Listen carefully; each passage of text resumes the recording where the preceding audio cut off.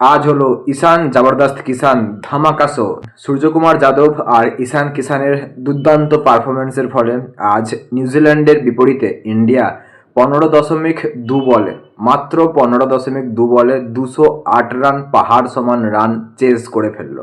হ্যাঁ বন্ধুরা, 6 রানে 2 উইকেট পড়ে যায়। আজ ইন্ডিয়া সেকেন্ড ইনিংসে ব্যাট করতে নেমে 6 রানে 2 উইকেট পড়ে যায়। সঞ্জু স্যামসন আর অভিষেক শর্মা, জবরদস্ত অভিষেক, সে তো ফার্স্ট বলেই আউট হয়ে যায় 6 মারতে যায়। তখন ভারতীয় অনেক দর্শক, অনেক ক্রিকেট প্রেমী হতাশ হয়েছিল। সকলে ভেবেছিল আজ এবার হয়তো নিউজিল্যান্ডের বিপরীতে টি-20 ম্যাচটা ইন্ডিয়া হারতে বসেছে। কিন্তু তারপরই হলো জবরদস্ত ধামাকা শো, ঈশান কিষান শো আর সূর্যকুমার শো। এই ঈশান কিষান আর সূর্যকুমার জবরদস্ত ধামাকা শোর ফলে নিউজিল্যান্ডকে ইন্ডিয়া মাত্র 15.2 রানে হারালো। বন্ধুরা, এইটা শুধুমাত্র এক জিত নয়, এটা আগামী বিশ্বকাপ শুরু হতে চলেছে ফেব্রুয়ারি মাসের 7 তারিখ থেকে। সেই বিশ্বকাপে কুলটা দলকে, অর্থাৎ বাকি যে 19টা দল রয়েছে, সেই বাকি 19টা টিমকে বলা ডিফেন্ডিং চ্যাম্পিয়ন, সে এখনও চ্যাম্পিয়ন হতেই চলেছে। সে চ্যাম্পিয়ন আছে, চ্যাম্পিয়ন থাকবে, সেটাই তাদের বার্তা প্রদান করলো আজকের এই ম্যাচে। আমরা সকলেই ভেবেছিলাম টি-20তে অভিষেক শর্মা একটা সম্পূর্ণ ক্রিকেটের পিলার, সে পড়ে যাওয়া মানে ইন্ডিয়ান টিমটা পড়ে যাওয়া। বাট আজ অভিষেক শর্মা 0 রানে ফার্স্ট বলে আউট হয়ে যাওয়ার পরও এত সুন্দর দুর্দান্ত পারফরমেন্স টিম ইন্ডিয়া দিয়েছে, সত্যি তা অভাবনীয়। টিম ইন্ডিয়ার ক্ষেত্রে শুধুমাত্র ক্যাচ আর ফিল্ডিংয়ে একটু জোর দিলে টিম ইন্ডিয়া এই মুহূর্তে যে পারফরমেন্সে রয়েছে, তাতে ইন্ডিয়াকে হারানো কোনো টিমের ক্ষেত্রে এই মুহূর্তে সম্ভব নয়।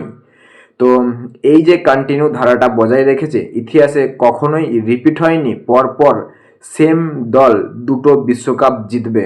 আর টি-20তে এখনো পর্যন্ত 3টে বিশ্বকাপ জেতার রেকর্ড কোনো দলের ক্ষেত্রেই গোটা বিশ্বে নেই। এবার যদি 2026 টি-20 ওয়ার্ল্ড কাপ ইন্ডিয়া জিতে, তাহলে রিপিট হবে হিস্ট্রি।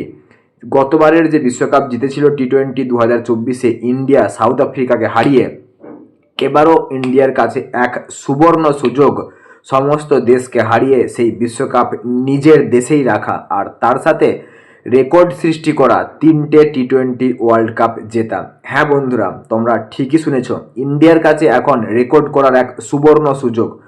তো বন্ধুরা, আজ তোমরা যারা খেলা দেখেছো, ক্রিকেট খেলা নিউজিল্যান্ড ভার্সেস ইন্ডিয়ার টি-20 সেকেন্ড ম্যাচ হচ্ছিল, সেই সেকেন্ড ম্যাচে ইন্ডিয়া প্রথমে ফিল্ডিং করার সিদ্ধান্ত নেয়। ইন্ডিয়া প্রথমে ফিল্ডিং করতে নেমে নিউজিল্যান্ড প্রায় 208 রান, এক পাহাড় সমান রান ইন্ডিয়ার উপর করে দিয়েছিল।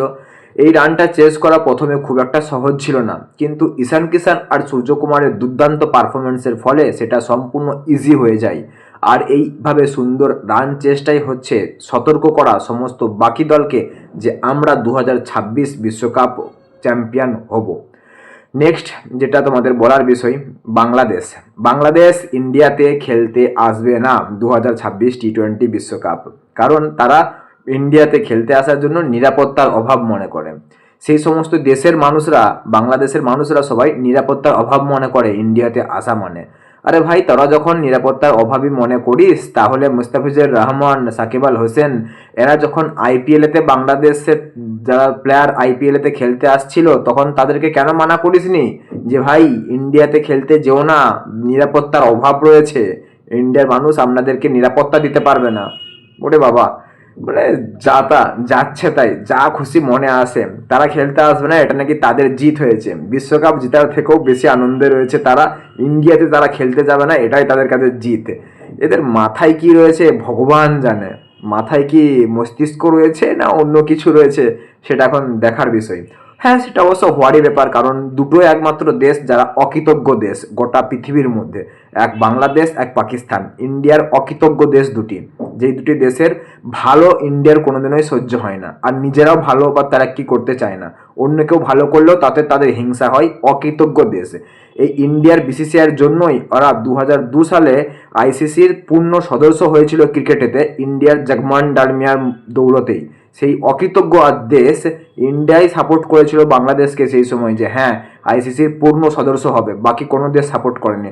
আর এই মুহূর্তে ইন্ডিয়াই সেই দেশকে সাপোর্ট করছে না, কারণ এর মতন অকৃতজ্ঞ দেশ গোটা পৃথিবীতে খুঁজলেও আর একটাও পাওয়া যাবে না। সেই মানুষগুলো অকৃতজ্ঞ, সেই দেশের, সেই দেশটাও অকৃতজ্ঞ। কারণ ইন্ডিয়ার যে অবদান রয়েছে বাংলাদেশের উপর, সেইটা তারা অস্বীকার করছে মানে সম্পূর্ণ ভুলে গেছে, যার কারণে তাদেরকে অকৃতজ্ঞ বলা হচ্ছে। আর এরকম অকৃতজ্ঞ দেশকে ইন্ডিয়ায় আসার কোনো দরকার নেই।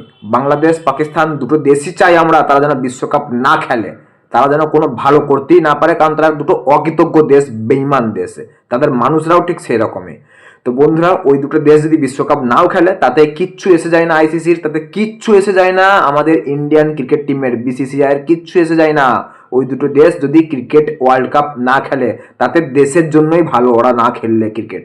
তো বন্ধুরা, অবশ্যই তোমরা তোমাদের মতামত অবশ্যই কমেন্ট বক্সে কমেন্ট করে জানাবে। ভিডিওটা ভালো লাগলে লাইক করবে, বন্ধুদের সাথে শেয়ার করবে, আর চ্যানেলটা অবশ্যই সাবস্ক্রাইব করতে ভুলো না বন্ধুরা। চ্যানেলটা সাবস্ক্রাইব করে কমেন্ট করে লাইক করবে, তবেই আমি তোমাদের ভিডিও বানাতে আরও বেশি আগ্রহী হব।